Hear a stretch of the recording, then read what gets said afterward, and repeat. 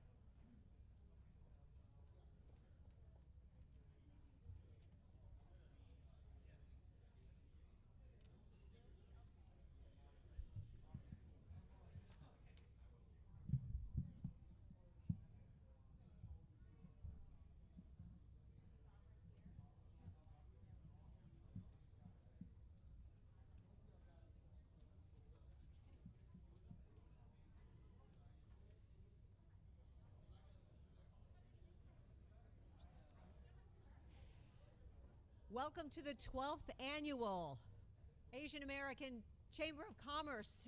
Are we ready? Yes? Yes, let's start.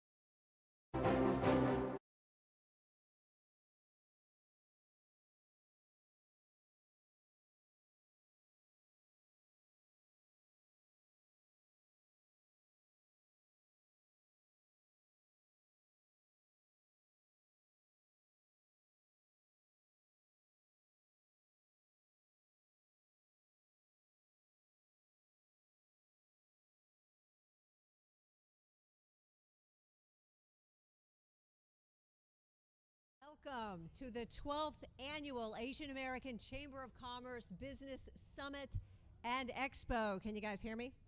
Okay. My name is Peggy Fox, and I am Dominion Energy's Media Relations and Community Affairs Manager here in Northern Virginia. And I'm so glad to be here at the University of North America in Fairfax County. Introduce our official celebrity MC, Annie Yu from WUSA 9. And there's no better way to wake up in the morning here in the Washington, D.C. area than turning on WUSA 9 and watching Annie Yu. She's got this fantastic smile, lots of enthusiasm. She will give you the day's news and also put a smile on your face. So every morning I know I tune in to my former station where I worked for many years, WUSA 9, to see Annie Yu, and I always say hello, and I'm sure she can hear me and say hello back. So, and also you can tweet at her, tweet her a good morning, and guess what? She'll tweet right back at you. So she's tons of fun. And, you know, I want to tell you a little bit about Annie Yu before she comes up. Her journalism career began at WTTG Fox 5, where she worked for 15 years. And I remember seeing her for the first time when I was at Channel 9, and I said, she's going to be a star. And she is a star, and I'm glad to say she works at WUSA 9. You know, and recently she reported on something known as the widow's tax, which took money from surviving military spouses. It was hurting more than 65,000 families. Her team's relentless reporting, sharing the stories of military spouses, helped eliminate the widow's tax. WUSA 9 was recognized for shining a light on this important issue. I am so pleased, and I want to thank Annie for that hard work. She is passionate about her work and making a difference in people's lives. Annie, we thank you for your important journalistic work you're doing and putting a bright smile on our faces every morning. Please join me in welcoming Annie Yu.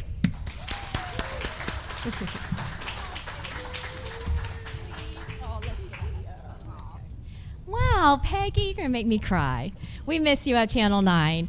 Hello, everyone. When Cindy and Peggy reached out for me to be a part of this today, I jumped at the opportunity. It's a pleasure to be here. Thanks so much for having me.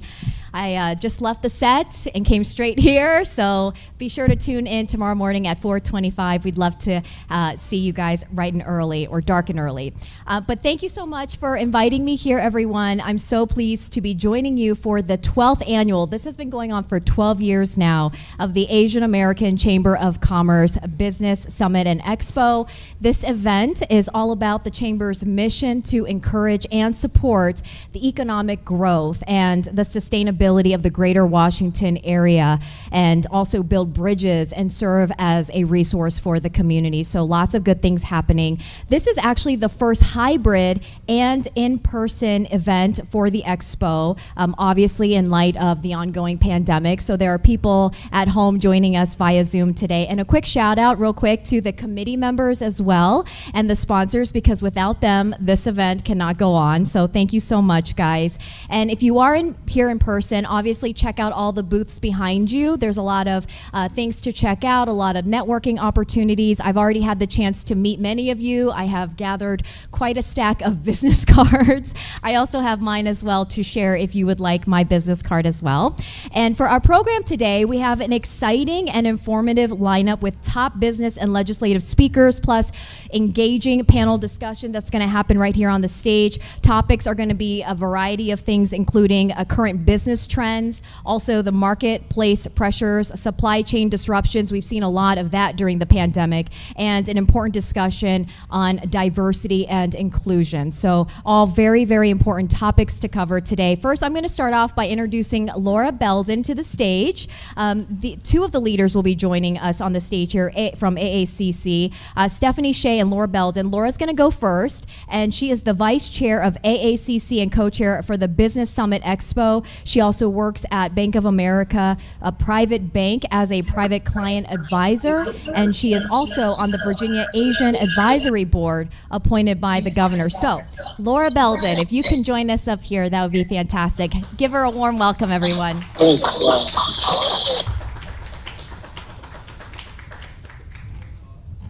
Thank you so much, Annie. I'm Laura Belden. I'm the Vice Chair of Asian American Chamber of Commerce. I wanted to thank you all for joining the Asian American Chamber, the 12th Business Summit Expo. We really greatly appreciate all of the panelists for sharing your knowledge, and we want to thank all of the committee members and all the helpers and participants. Without you, we wouldn't be able to get this together. And now I wanted to introduce you Stephanie Shea, our chairwoman of Asian American Chamber Board of Directors. She has been serving Asian American Chamber for the last 6 years, and we greatly appreciate your leadership. Stephanie Shea.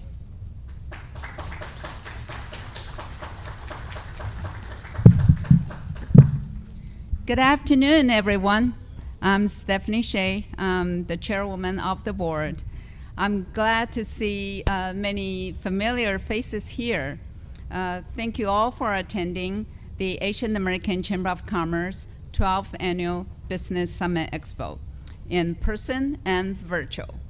We are so grateful for the Business Summit Expo committee to put this hybrid event together along with our sponsors. Without you, this wouldn't be possible. A special thank goes to the University North of America, our board member, Jill Martin, and her staffs to provide this wonderful, great venue. Let us enjoy and treasure our time this afternoon. Thank you.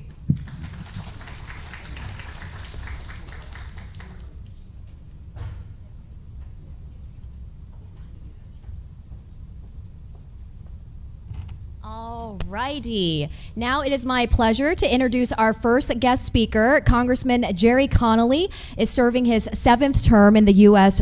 House of Representatives from Virginia's 11th District. And before serving in Congress, he served 14 years on the Fairfax County Board of Advisors, including 5 years as chairman. I believe he is joining us from home, so perhaps he'll appear on this screen here. Here's Congressman Jerry Connolly.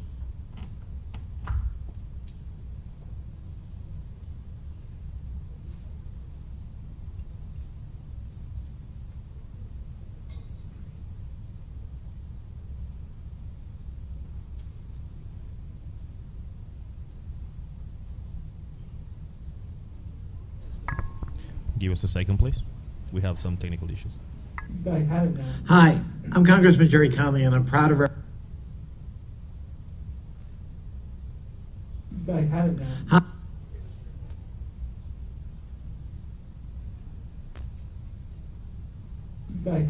Hi, I'm Congressman Jerry Connolly, and I'm proud to represent Virginia's 11th Congressional District in the U.S. House of Representatives.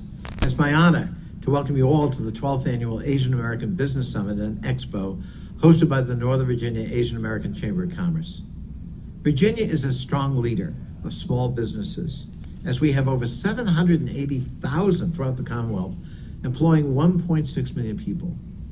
Here in Virginia's 11th Congressional District, we have the second highest number of small business employees and the largest small business payroll in the entire state of Virginia. So I understand firsthand the importance of a diverse business community and what it means for our economy. Small businesses are the backbone of our country.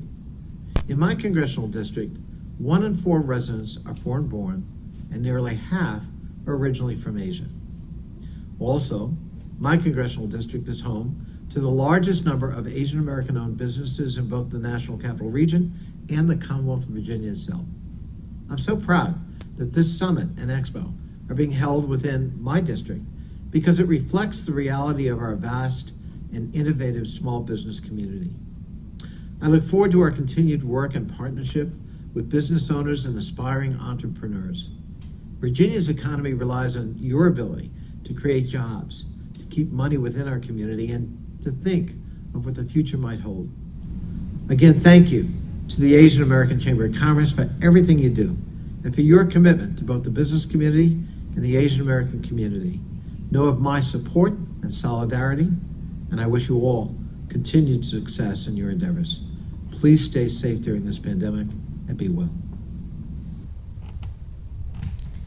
Yes, a wonderful message. And my parents were actually small business owners as well, so that message really resonates with me, and we know the importance that they bring to our communities. The next speaker is Fairfax County Chairman Jeff McKay, who is a lifelong resident of Fairfax County. And as supervisor, Jeff has been a champion for equity, education, also affordable housing, transportation, revitalization. I mean, across the board, he's worked tremendously. That, I wanted to take a moment to share how Fairfax County has led the way in economic recovery during the pandemic. In particular, we knew how crucial access to capital was for our businesses. Early into the pandemic, we initiated a $2.5 million microloan program to support small business recovery by offering no-interest loans. Seeing the need was far greater, however, and with the help of federal funding, we unveiled Fairfax Rise, a $52.5 million small business and nonprofit program that awarded grants to more than 4,800 small businesses and nonprofits impacted by COVID-19.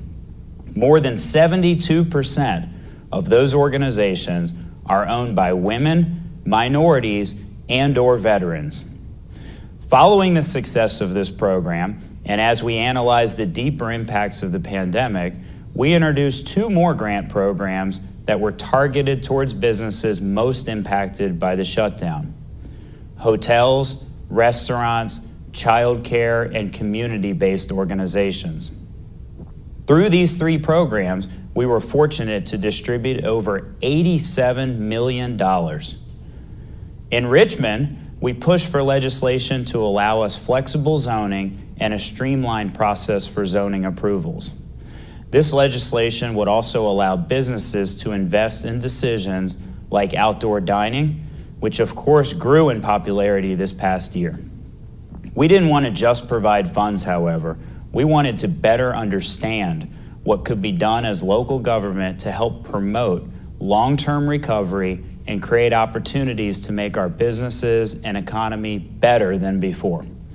Fairfax County commissioned an economic framework study that provided a roadmap for recovery with the goal of a Fairfax economy that is more resilient and equity-focused.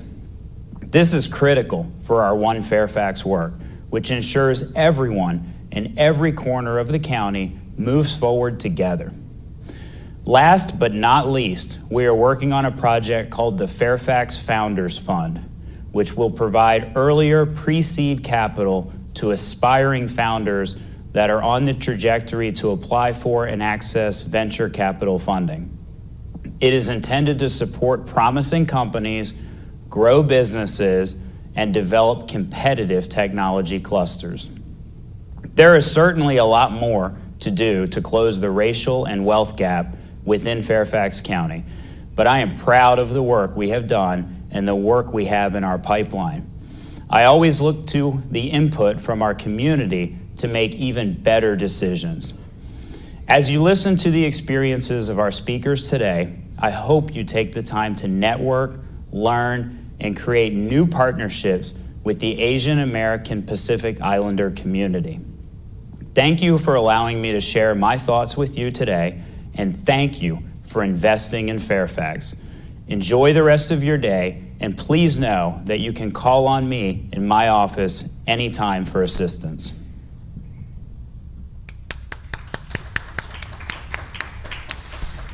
Our next speaker is Victor Hoskins. He is the president and CEO of the Fairfax County Economic Development Authority. And since his arrival, Microsoft, Facebook, and Google, all the major companies, all announced locations in Fairfax County. So that is big news. I also want to acknowledge some of the great work he's been able to bring. He launched a groundbreaking talent initiative to help companies attract the workforce and succeed in Northern Virginia. In its first year, rather, this initiative involved more than 170 companies and 100 institutions of higher learning, including 40 historically black colleges and universities, 20,000 job opportunities, and 3,500 applicants. So that is amazing work that he has done. And previously, Mr. Hoskins was the director of Arlington Economic Development, where he led the team that successfully attracted Amazon HQ2 that many people are looking forward to Arlington County. So that's a deal that will generate up to $4.8 billion in revenue for the Commonwealth of Virginia. Please join me in welcoming Victor Hoskins.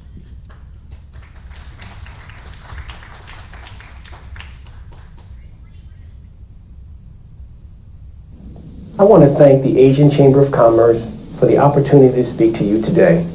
Cindy Shao asked me to speak about the impact of Amazon on the region and the economic outlook of Fairfax County and the region. I think they are intertwined.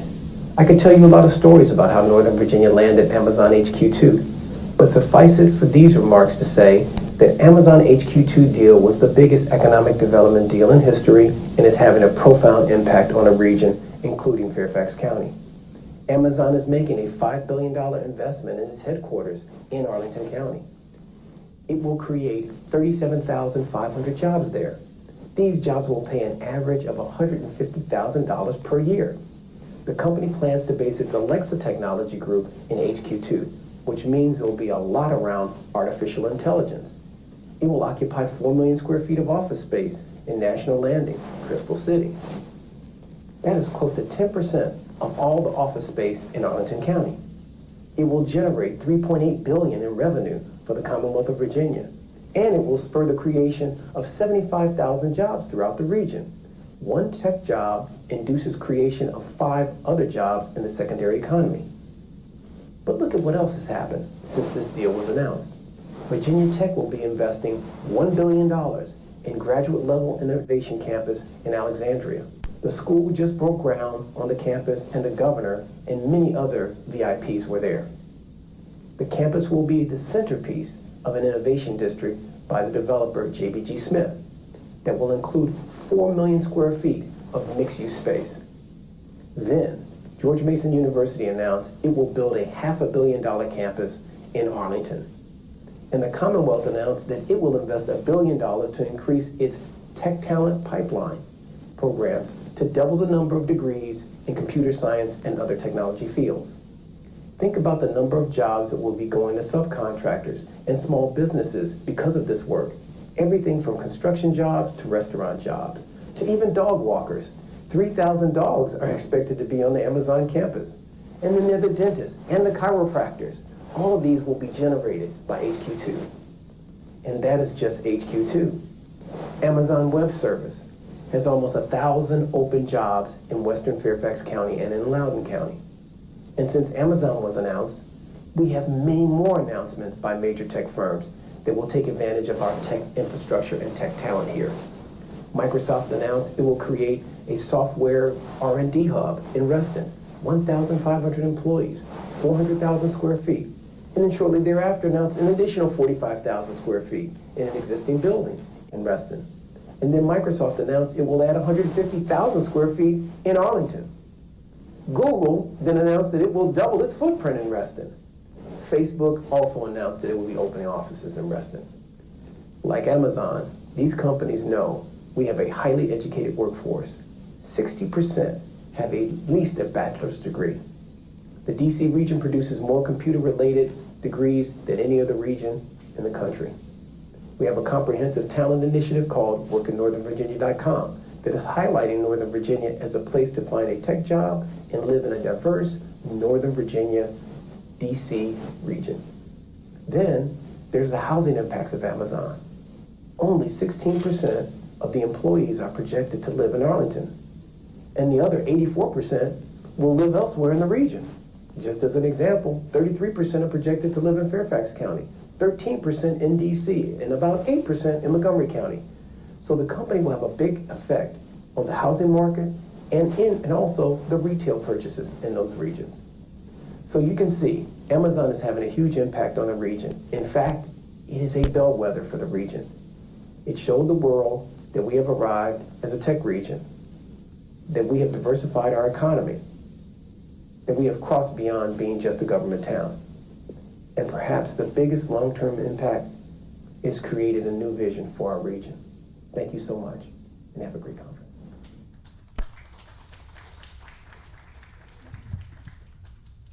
Doing a switcheroo on you. Annie Yu needed to leave to go pick up her daughter. Remember, she's been on the air since 4:30 this morning. So, we're going to cut her a break and thank her very much for being here and giving her time. And I'm hoping many of you got to say hello to her. But we really appreciate Annie coming and helping us with the MC duties here.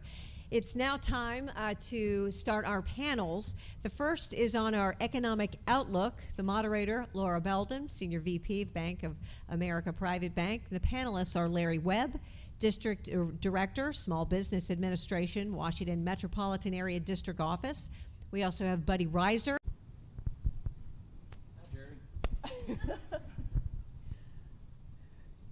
Can we see the rest of the panelists?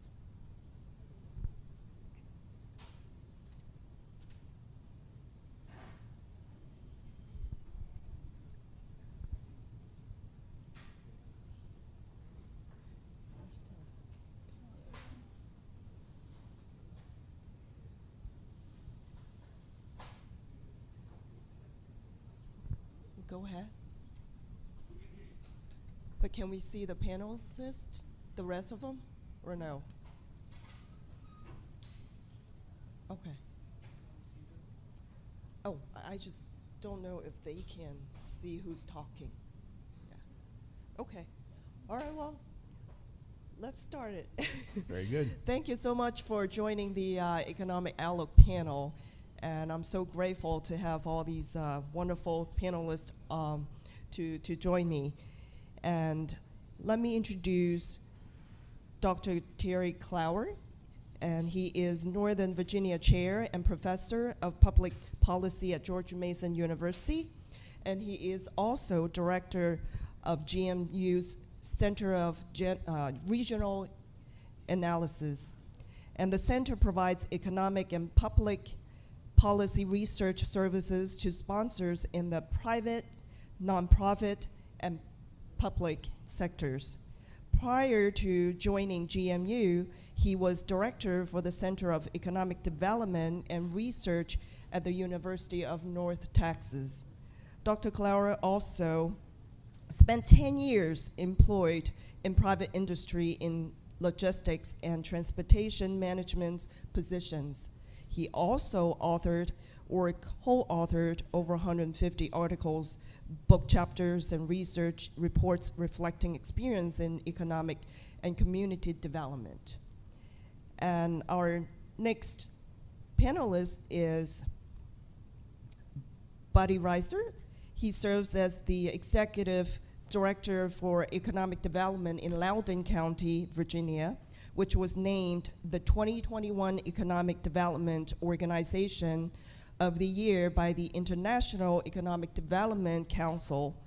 He leads the agency responsible for encouraging growth and developing relationships with the Loudoun's business community in both the commercial and agricultural-based business sectors. During his tenure, Reiser and his team have attracted more than $35 billion in new investments and tens of thousands of new jobs.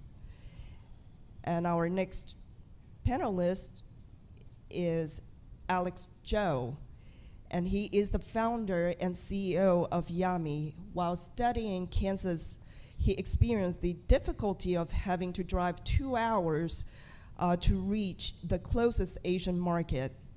This led to the creation of Yummy, as he set out to help Asian Americans and lovers of Asian products in the state. And when Alex founded YummyBuy.com in 2013, he was a one-man show.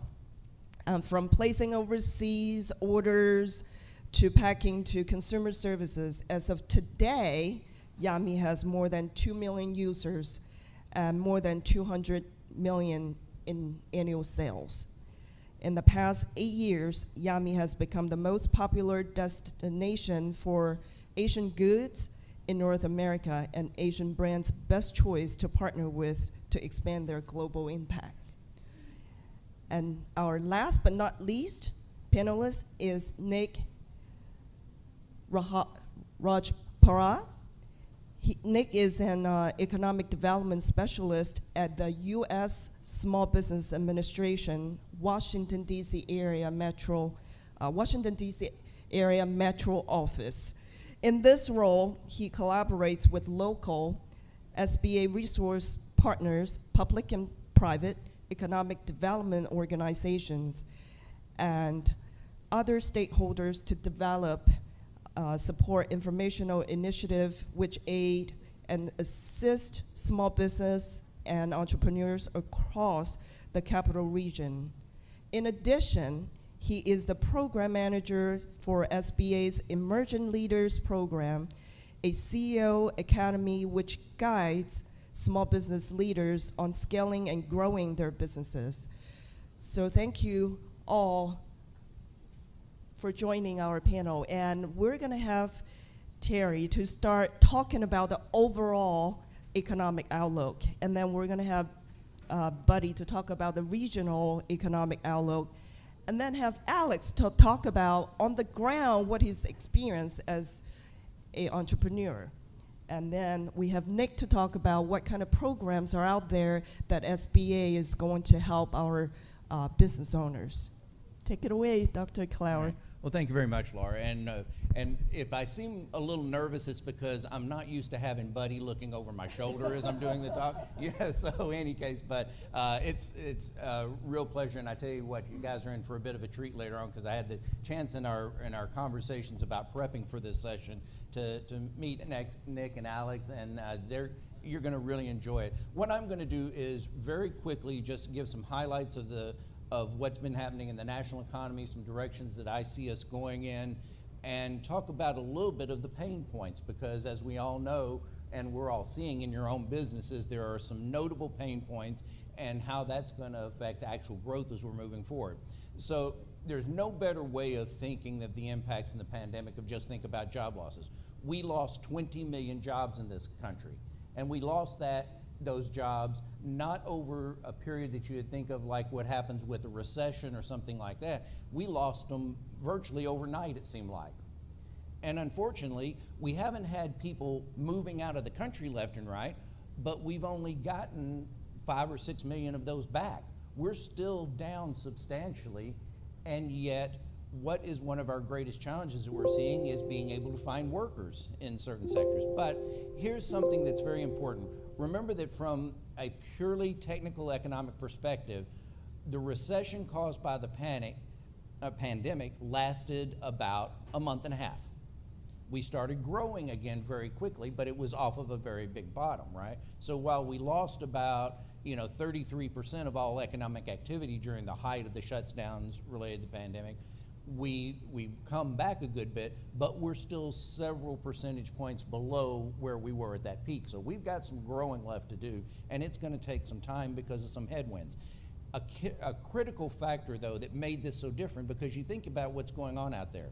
If you happen to go, if you're into boats and you went to the Annapolis Boat Show a couple of weekends ago, the power boat show, most of the vendors were showing used boats because they had no new boats to sell because the market's so hot for them. We had what we've called that K-shaped recession. People that are employed and in businesses that deal with technology, particularly information technology, but science, professional services, those continue to grow. Not to step on Buddy's topics, but in the region, particularly in Northern Virginia, in that part of the professional businesses services sector that's specifically for professional, technical, scientific services, we never lost jobs. We created jobs every month throughout 2020. And it just shows that strength of what was going on. Now, why was that? Well, because we saw people shifting their purchasing behavior and stuff like that to online. We were eating more at home, things like that. But what that meant was that folks that are most economically vulnerable and the businesses that have to deal with the smallest of profit margins were the ones that got hammered the worst. These are your personal services, restaurants, lodging, these kind of things. And some of those have adapted. In fact, one of the great stories that's going to come, and it was in this region and other regions throughout the country, is the degree to which businesses adapted to that changing environment. Think about this. In a matter of about 6 weeks, we turned the way we do real estate transactions on its head. We went from having to see a place in person to doing virtual tours. We went from having to sit in some office to do the closing on a house to doing it virtually. No touch kind of contracting kind of stuff. And the one thing that I was always hopeful about us during the height of the pandemic is that I have full faith in the ingenuity of our retailers and how to get money out of shoppers' pockets. No matter what, whether you can see them in person or you have to do it online or whatever, we have ingenious sellers in this market, and we have many of those in the room with us today and online joining this. So I see us moving forward and us being able to overcome much of this disaster. We're learning in part how to live with the persistent impact of the pandemic. Think about right now, what's going on? Oh, the kids are back in school. Yes, but if your child has, coughs twice in a row, guess what? They're getting sent home to be tested, right? So we got to figure out a way to address that key issue. The other is the labor force skills mismatch. What we are seeing increased demand for are jobs with some technical skills, but also a different social set of skills working in a tech firm versus what they might have had being a bartender or working as a waiter or something like that. So we need to figure out some things on that going forward. And the other, it's a real strike, is how are we going to actually culturally, socially, and physically adjust to remote work? Now, when we think of remote work, there's the two things, and I tell you that as much as 40% of the labor force was working remotely in May of 2020, according to the BLS, that number has certainly dropped down, but it's still about 20%. But the fact of the matter is, most of those people are not going back to the office every day. Hybrid work schedules are probably here to stay. We were already seeing it this region before the pandemic started, and it was being done as a labor inducement. It was a perk to be able to work from home a couple of days a week. And let's face it, traffic in this region, it's a pretty good perk to say that I don't have to get on 66 or I-95 2 days a week, right? And we're going to see that continue. But the change that happened, and I know small businesses that are really struggling with this, you entered the recession maybe with 5 or even 20 employees, and now a fourth of them live in some other state. So instead of doing all the documentation, tax filings, and everything else in one state, you're now doing it in 5 states. And these are some support factors that you really, I think, we need to help some businesses with as we move forward. All right, let's move on real quickly then to a couple other topics, and then I'm going to transition to something and really give Alex a tee up for his section of this. Inflation. Okay, we keep hearing, we keep seeing prices are rising. We're talking about 5% consumer inflation rates at the moment, and but the Fed and the administration are telling us this is transitory. I think it's going to be a little bit more than what we think of as transitory, because these inflation pressures are being created a lot because of backlogs. One, about increased demand, because people are shifted their spending, they're going on less trips, leisure trips, buying boats and cars and things like that, but also because of shortages that are caused by supply chain problems. The most notable of which, of course, computer chips that we've all heard about. You can't buy the car you want because there's no chips available, or they're selling vehicles actually that are not complete, waiting on that chip to give you your last little bit of technology amenity or whatever it is. But this backs up throughout the system. Some of it goes back to labor. We don't have enough truckers. We were having that problem before, and we have enough folks that have just said, I don't care what you're paying me. I don't want to sit in a truck for 8 hours a day plus other time being away from my family 2 and 3 weeks at a time. And you can substitute a little bit of rail shipment for that, but you still have to have truck drivers that get the stuff from the railheads and into your shops and all that. And then we have the ocean side. So the pandemic is having differential effects in different countries. It's particularly hammered some of our Asian economies now and slowed down productions. But now we have the backlogs that are occurring at our ports because of our increased in consumption of imported goods. Give you some examples. Port of Los Angeles is moving in the wrong direction. They went from an average delay of ships waiting to come into the port of 4.5 days to about 5 days this last month, so from September to October. Now you think, oh, well, that's not a big difference, but keeping in mind that if we go back about 1.5 years or so, a container ship, to lease that container ship is about, give or take, $20,000 a day. It had gotten up earlier in this year to $40,000 a day, and now the most recent ones, they're spiking up to $200,000 a day. That ship is costing the transit line to hold it, plus the operating expenses of crews, plus fuel and everything else. And so that's sitting there. Remember, a ship doesn't make any money if it's sitting still. And so that's all getting borne back into the cost of the products. I saw a real great one in a little news feed out of the Wall Street Journal today that is talking, and we can all look at this. So this is your tidbit as we move forward. Some of the retailers are using a strategy now that they're going to sell smaller size toys so they can fit more goods into a given container. So watch and see if we don't see the big, Big Bird versus, maybe an Ernie doll or something. I don't know. But you get so it'll be interesting to see how that moves forward. But this is going to persist for a while. I think we're going to see elevated levels of inflation due to supply chain problems for at least another year. This is going to take a while, and it will eventually sort itself out. But during that period of time, it's going to require a lot of patience. Those of you that are in the e-commerce trade, how many times have you had to tell the customer, I'm sorry, I just don't have this to send to you yet, right? That story is going to continue for a while. All of that being said, that will slow down our pace of economic growth in the nation, And so we're going to be looking at, we're underperforming a little bit, I think, throughout next year. I would start seeing some real relief in us being back more to a normal footing, closer to the last part of 2024 and into 2025. And with that, let me turn it over to my colleague, Buddy Reiser, who can tell us a little bit more about what's been going on in this dynamic region. Thank you, Terry. And just to be clear, I'm always looking over Terry's shoulder. Terry hit a lot of very important points. First of all, by and large, Northern Virginia weathered the pandemic pretty well. We have a very solid and diverse economy, which really helped us. And the fact that the tech and government are two of our biggest industries really helped. But the impact was not an even impact. In fact, I would say the impact on our businesses has been very complex on the region's local economy and the well-being of our businesses. Overall, area businesses show both lost revenue by taxable sales and reduced staff as measured by workforce size and initial unemployment claims. But minority-owned businesses have experienced the pandemic most acutely. At the height of the pandemic, business owners of colors were less likely to be actively working.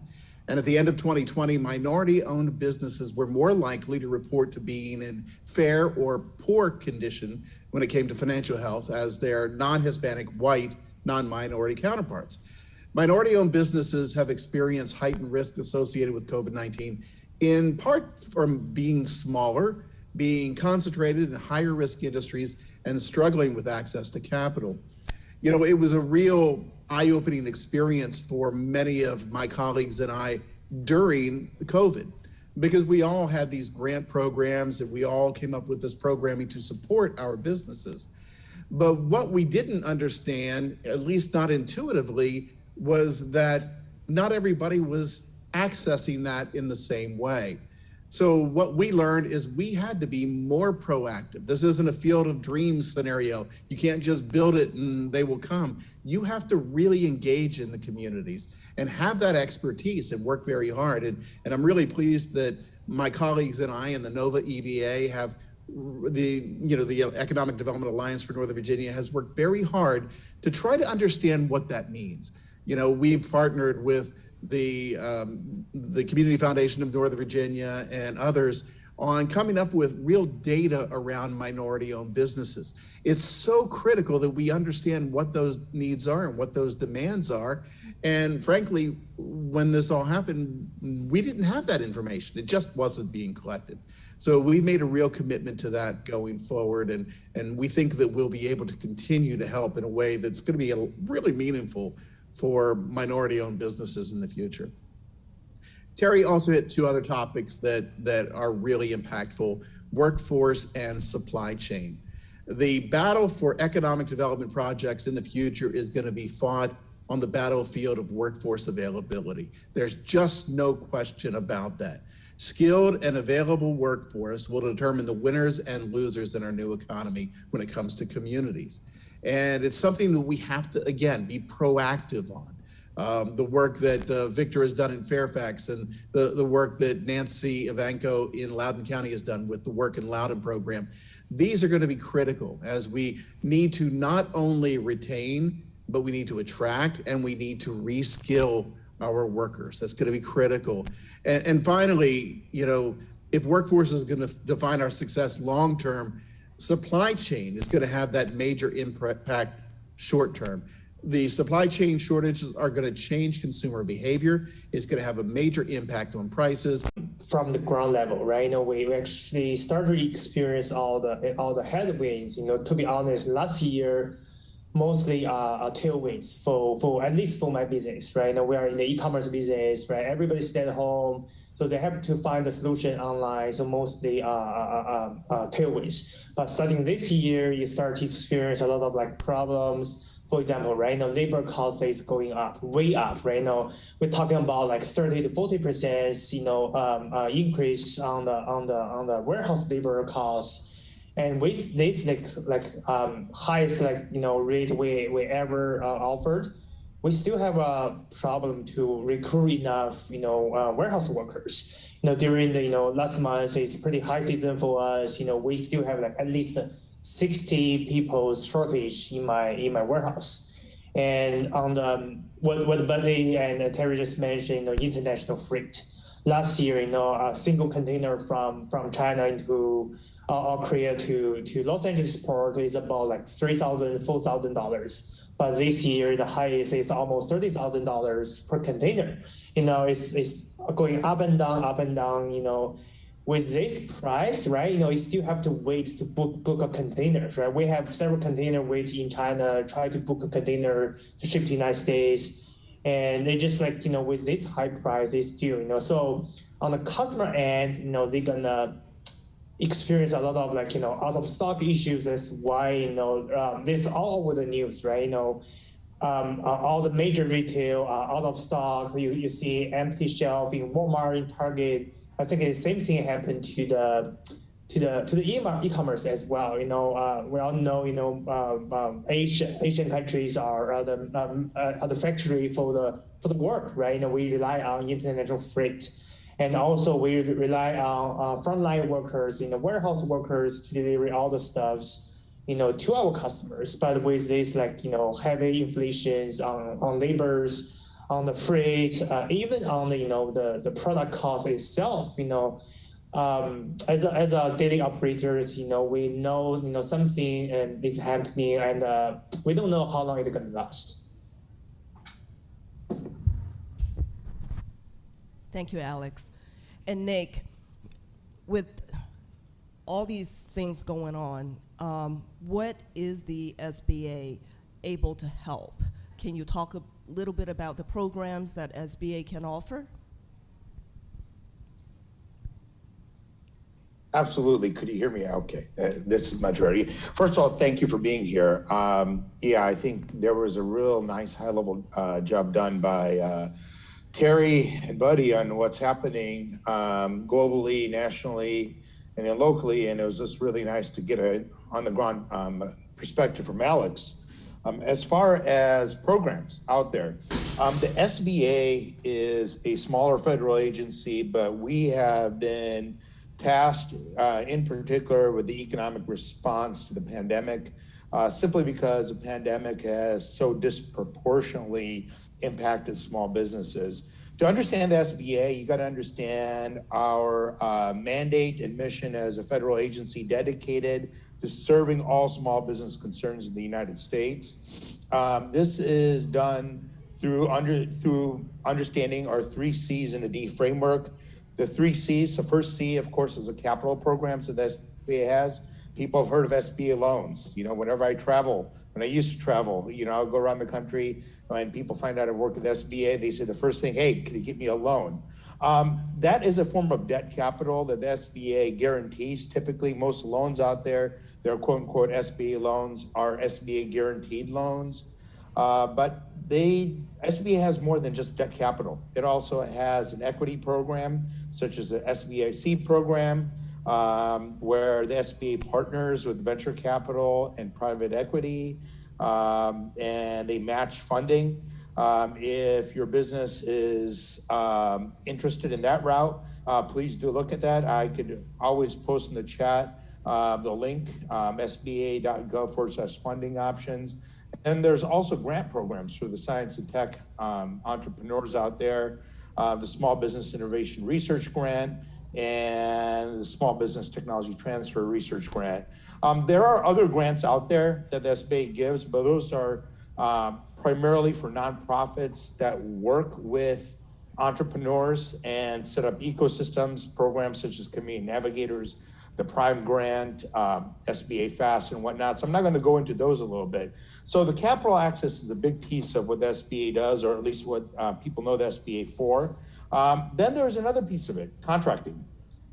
The second C, government contracting in particular is a huge part of the regional economy here. Buddy touched on it, Terry alluded to it. The federal government has a set aside of awarding contracts to small business. The magic number is 23% of federal spend should go to small businesses. The current administration is looking to increase that. There are various socioeconomic designations you could get to increase your probability for obtaining a federal contract.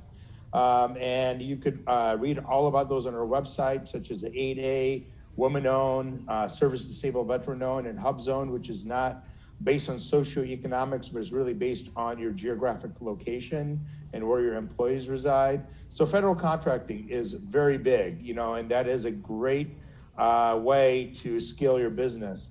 The last C, which is the least well-known and the most underutilized, are the SBA counseling and training programs. The SBA gives grant funding to universities such as George Mason University, where Terry teaches, to set up resource partner networks, such as the Small Business Development Center, such as the Women's Business Center, the Service Corps Retired Executives, SCORE.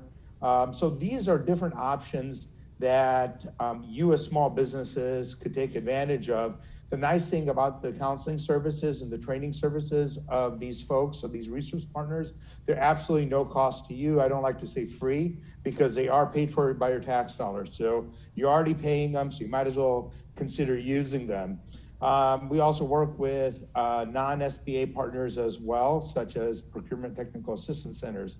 And in addition to all this counseling and training, there's also special initiatives that the SBA has. You mentioned in your introduction of me that I'm a program manager of a CEO Academy known as Emerging Leaders. That is an example of an SBA special initiative. It's a competitive program.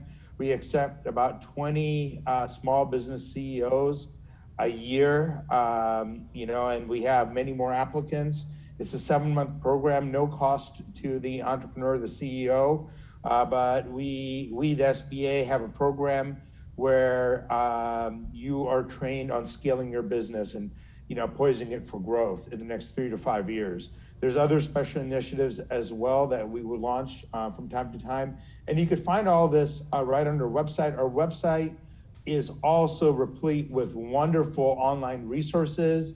In addition to the counseling and the training that we provide by human beings, there's some wonderful online resources on everything from shipping, which was discussed, export, to pricing, to social media marketing. So I encourage you to go look at our Learning Center, look at the different programs that we have and the resources we have on our website to make you better business people. And of course, I talked about the 3 C's, but the last D, which is disaster, was just an afterthought before the pandemic. The disaster programs at SBA were, before the pandemic, were really relegated to areas which were disaster prone. Think Florida with the hurricanes, think California with earthquakes and fires. Given the nature of the pandemic, it afflicts every part of the globe.